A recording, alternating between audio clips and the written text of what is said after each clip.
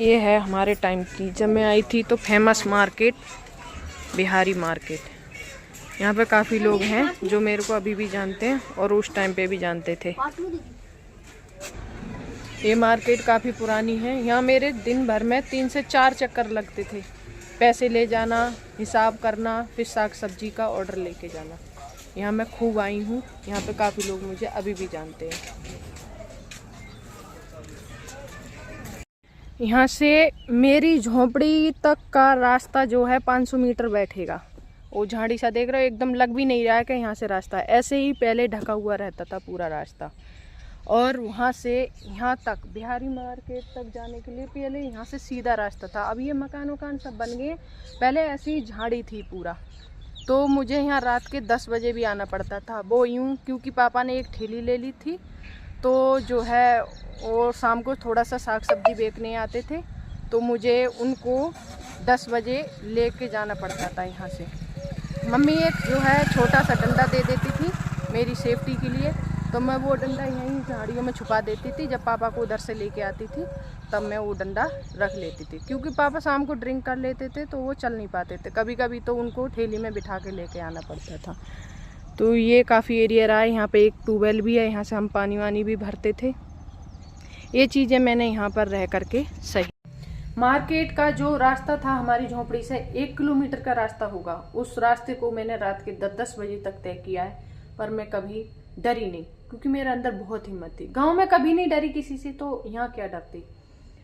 और मेरी मेहनत के बारे में तो गांव में भी लोग अगर जानते होंगे, तो वहाँ मैंने कितनी मेहनत की थी जब पापा पे कर्जा था, और वैसे भी करती थी।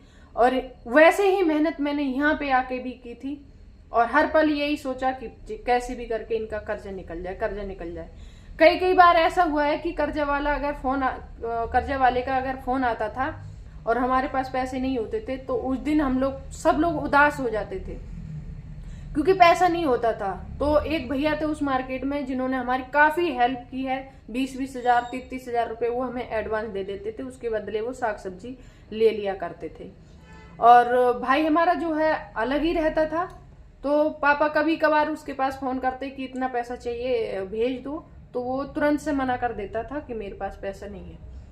कभी कभी पूछने के बाद काफी दिनों बाद कि पापा भाई पैसे क्यों नहीं देता है, तो पापा ने एक बार बताया कि वो बोलता है कि तुम्हारा कर्जा है, तुम अपने आप दो, मैं नहीं दूंगा। मैं क्यों दूं, तुम्हारा कर्जा है, तुमने किया है, तुम दोगे। ये बातें सुनकर के भी मैंने कभी ना लड़ाई की उससे, ना मैं कभी अपनी भाभी से लड़ी। आज तक वो बोल दें कि हाँ मेरी ननद मुझसे लड़ी, ना ही मैं उससे कभी लड़ती थी, ना ही मैं अपनी भाभी से कभी लड़ी। बस हाँ, उसको ही रहता था कि कोई भी बात हो तो आके लड़ दें। पर पता नहीं पापा कहाँ से पैसे इकट्ठा करते थे, और मेरे से बस एक भैया थे उनसे ही मंगाते थे, तो वहां से हम लोग पैसा ला करके देते थे। ऐसे करके धीरे धीरे करके हमने काफी मशक्कतों के बाद 3 साल में 10 लाख का कर्जा निकाल दिया। बेशक मैंने कितना भी काम किया है खेतों में, और ये नहीं कि मेरे पास पैसा नहीं रहता था, बहुत पैसा रहता था। उस टाइम मेरा अकाउंट भी खुला हुआ था, पर मैंने कभी अपने माँ बाप का 1 रुपया भी अपने अकाउंट में नहीं डाला। बस 5,000 रुपए उसमें पड़े हुए थे, क्योंकि जब मैं कासगंज रहती थी तो एक कंपटीशन में 5,000 रुपए मिले थे, वो ही उसमें पड़े हुए थे। बाद बाकी 1 रुपया भी मैंने कभी अपने माँ बाप का अकाउंट में नहीं डाला, फालतू कभी खर्च नहीं किया। ये नाक में ये मैंने दूसरी ले ली है, 500 रुपए की एक ऐसी ही थी, वो पड़ी हुई थी बस पापा के यहाँ की। बाद बाकी ना ही कान में, ना ही कभी पैरों में। मैंने सोना चांदी तो कभी माँ बाप से नहीं मांगा। कपड़े भी भाई जरूरत इतनी है तो लेने ही पड़ेंगे। पढ़ाई सिर्फ मांगी माँ बाप से तो पढ़ाई, बाद बाकी कोई शौक नहीं। अब ये चाहे मेरी जिद समझ लो, चाहे जरूरत समझ लो, मेरे को सिर्फ पढ़ाई चाहिए थी, और ये पढ़ाई की जिद के कारण बहुत कुछ हो गया। और जब मैं घर छोड़ के गई थी तो मेरे सुनने में आया कि पापा ने बोला है कि 1.5 लाख रुपया ले गई, और सोना चांदी ले गई, ये ले गई। मैं कुछ नहीं लेके गई थी, सिर्फ जो एक जोड़ी कपड़ा पहने थी वही थे मेरे तन पे, और 10 का नोट था जेब में बस, और कुछ भी नहीं था मेरे पास। तो मैंने कॉल किया एक नंबर से पापा को और बोला, इनका बैंक का अकाउंट की किताब और डॉक्यूमेंट्स वगैरह सब वहीं पे हैं, आप जाकर के बैंक की किताबिया को चेक कर लो कि उसमें कितने पैसे हैं। शायद उन्होंने चेक भी किया होगा, तो उसमें 5,000 रुपये ही थे, वो भी उन्होंने निकाल लिए। उन्होंने तो नहीं निकाले, मम्मी ने बताया कि भाई ने निकाल लिए।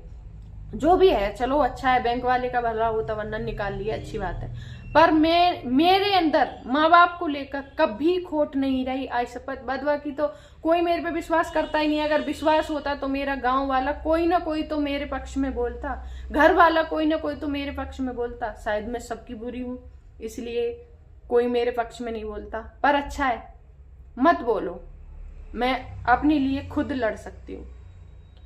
कहते हैं ना, ऊपर वाला अगर तुम्हारे साथ होता है ना तो दुनिया तो बुरी हो ही जाएगी। बस उस पर भरोसा रख लो, दुनिया से कोई मतलब नहीं। बाद बाकी मैंने अपने गांव को इतना माना है, इतना माना है, और आज भी मानती हूँ। गांव के लोग जानते भी होंगे कि जब मैं स्कूल जाती थी, पढ़ने जाती थी, कोई भी रास्ते में मिल गया, सबको नमस्ते करना, सबको राम राम करना।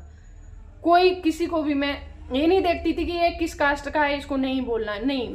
मेरे अंदर क्या रहता था कि अपना ये गांव है, और एक गांव में हर रिश्ते होते हैं। कोई चाचा है, कोई ताऊ है, कोई भैया है, सारे रिश्ते होते हैं ना। तो इन रिश्तों का मतलब है एक परिवार होना। जो गांव है एक परिवार होना। वरना अगर परिवार नहीं मानते हैं घर को, तो गांव को, तो फिर उनसे रिश्ता मत रखो। जब रिश्ता है, कोई ना कोई सबसे रिश्ता है, तो मान लो वो एक परिवार है। मैं अपने गांव को हमेशा एक परिवार माना है। अब गांव वालों ने मुझे नहीं माना तो भाई मैं कुछ नहीं कर सकती।